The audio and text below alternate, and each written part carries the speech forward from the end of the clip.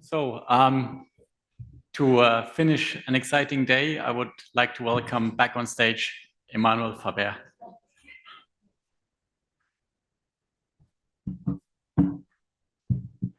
Thank you. It's good to be back on stage, sort of.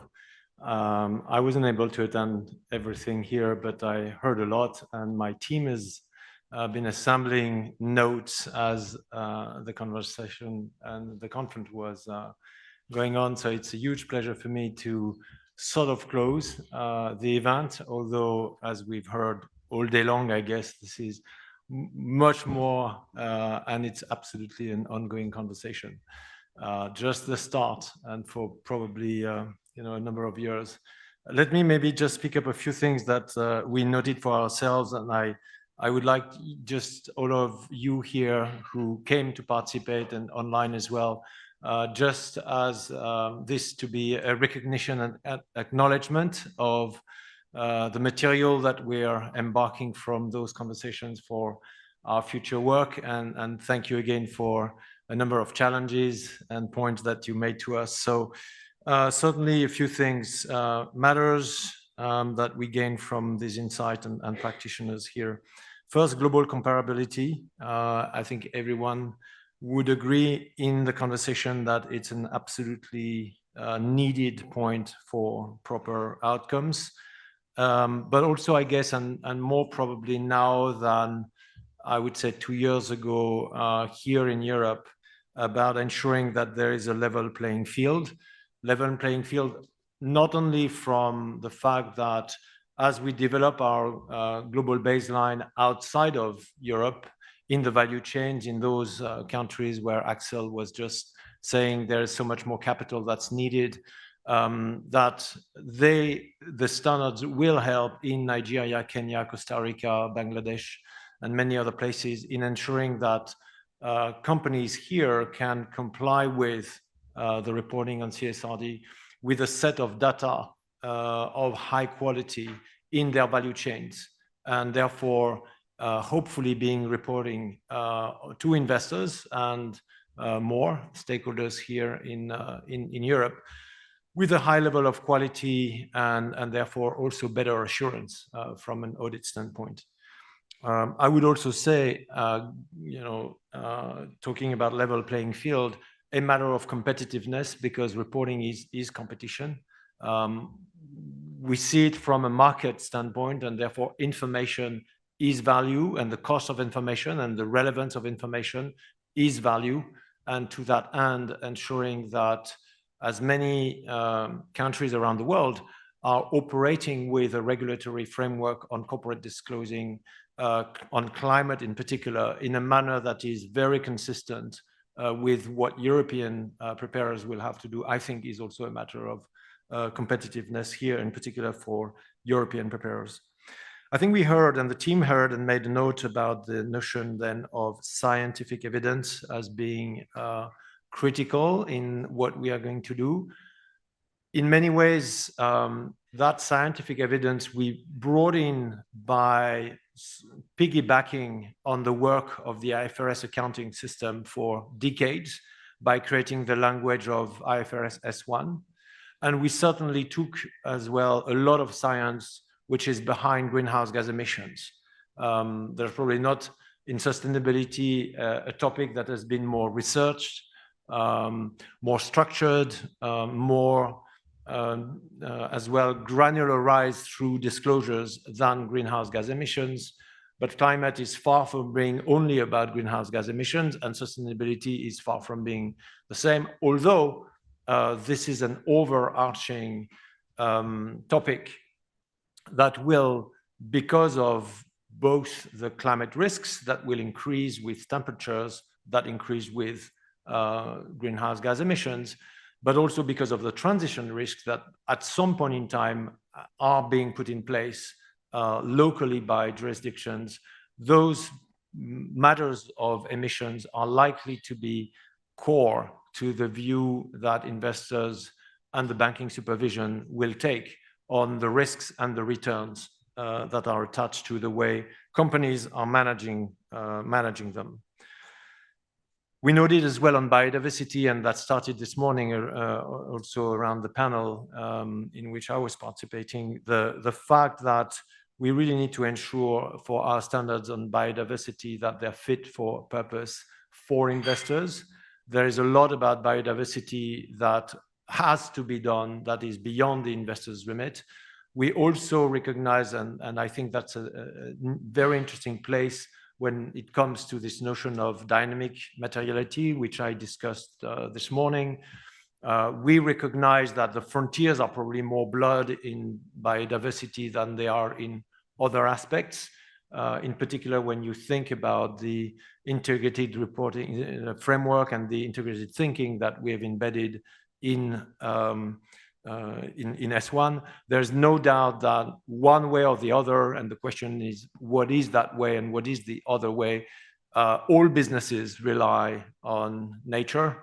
When I read that maybe 30% of global GDP might rely on nature, I really ask myself how the rest is doing just to breathe and get employees to just breathe and drink as they are working every day to ensure that they have some kind of productivity at work. And so in essence, it's very clear that we entirely rely. But what is it that investors now are really willing standards that are quasi-accounting standards next to the financial statements? What are these risks in biodiversity that are material enough so that they warrant a proper standard from us, in addition to other frameworks? A few takeaways that we took was, of course, the need for continued collaborations with many, and here in this room in particular with our colleagues at EFRAG, with FISMA and the Commission. We will continue to rely on many parties for that. The elections are likely to taint some of the momentum, hopefully not too much.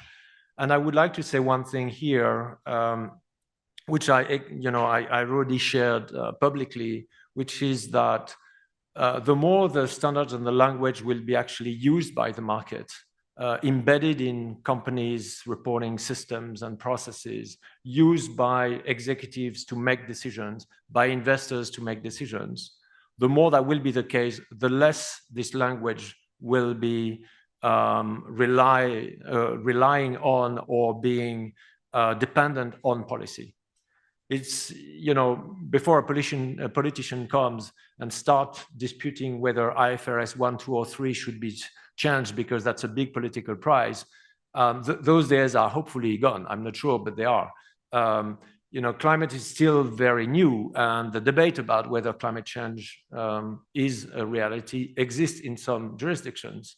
But imagine that all companies already report on greenhouse gas emissions 1, 2, and 3, and investors are basing their decisions on that.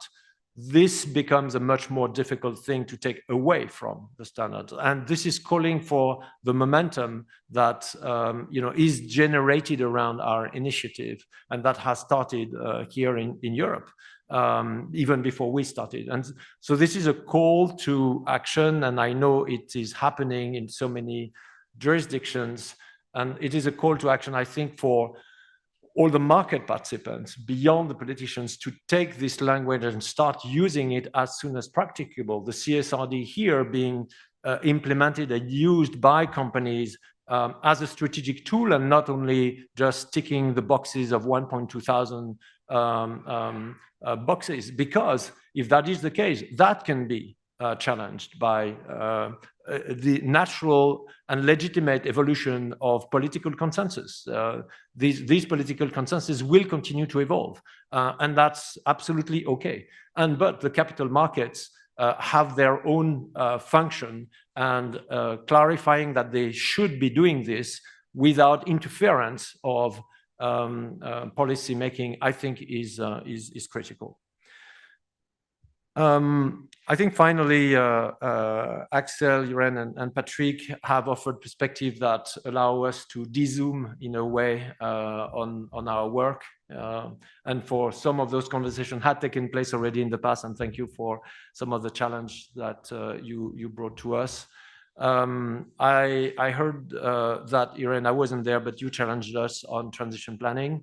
We intend to respond to market challenge. I think that's why we exist. And of course, the banking supervision is an important engine in this overall aspect of things.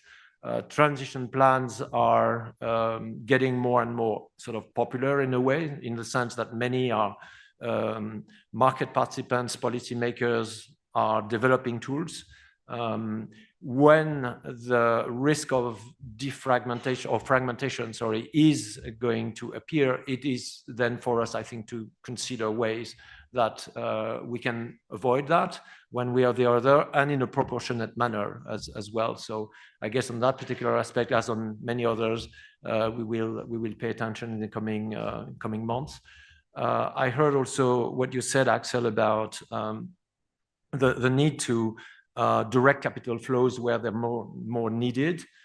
I'm personally really encouraged by the number of countries of Global South that have decided on their own, basically, to adopt the standards.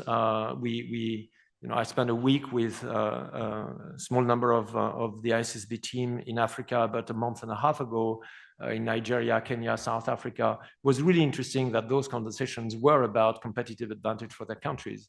I mean, Nigeria, that was, among other things, about how to build a standard that will welcome capital from European companies that are faced with the deforestation regulations, and therefore investing in their supply chains with small cocoa farmers in order to ensure that they will stop deforestation. But for that, you need a standard or an environment that will bring transparency and the ability to get assurance, which is probably better if we are there than if we're not. In Kenya, with President Ruto, that was the fact that they just had been downgraded by a rating agency, and the IMF visit was of big concern. And they were saying, well, I mean, Africa has got so much to offer the rest, and providing so much to the rest of the world in terms of biodiversity, oxygen, CO2 management, the Congo Basin and everything else. And, 60% of arable land, which is unused, is still in Africa. That has a huge potential for humankind. It's not recognized anywhere on the balance sheet of Africa. Could your standards be a pathway to that? And the AFDB is working on this topic of putting nature on the balance sheet of Africa. So whether that is very short-term, sort of narrow trade issues, or much longer term, but probably super important overarching theories about what is in capital, what is on the balance sheet and what's not, intangibles, we have those conversations with those emerging countries. And so this is to say that ISSB is fully conscious, I think, of the fact that we need to be inclusive with our work. And I would maybe finish by saying one thing, which is that we are assembling, hopefully, a language that will become market infrastructure, and the foundation is working for the public good. We see that as a public good for the capital markets, and only the capital markets will tell whether that is a public good or no. It looks like there is some momentum that it can become one. But one thing I would say is that there are really two things, and this is not me saying, this was Mark Carney already, that we need to happen if we want to organize an orderly transition towards more resilient economics and business models. And one is very committed public policies. And this is where the evolution of policy consensus might create opportunities and sometimes less opportunities. But the other thing is, Mark said again, well-informed capital markets. And this is where we are playing a role, I think, which I really hope that policymakers will understand that the capital markets are their best allies if they are well-informed in terms of putting their public policies in place. No one can move money as much as and as quickly as and as probably strongly as the capital markets. They are global, they are intertwined, they are interconnected all over the place. and they see the risks and the opportunities, the beta and the alpha, to be dealt with by capital allocations responding to price mechanisms based on information. And so my plea is again that, and maybe in that context of the European policy right now, or what it become, is just to ensure that that financial materiality that is the foundation of economics continues to be seen as one absolute requirement to base anything else. The rest comes if there is something that makes sense from the economic standpoint. And this is not very fancy work, but that's the work we've been tasked with, and you can count on our full energy to continue. So thank you so much for being with us today. It was a great third conference for us here. I think there is now a get-together. I'd like to thank our partners Visa to make this even more enjoyable for us. And I hope to see you on the other side of the door. Thank you so much.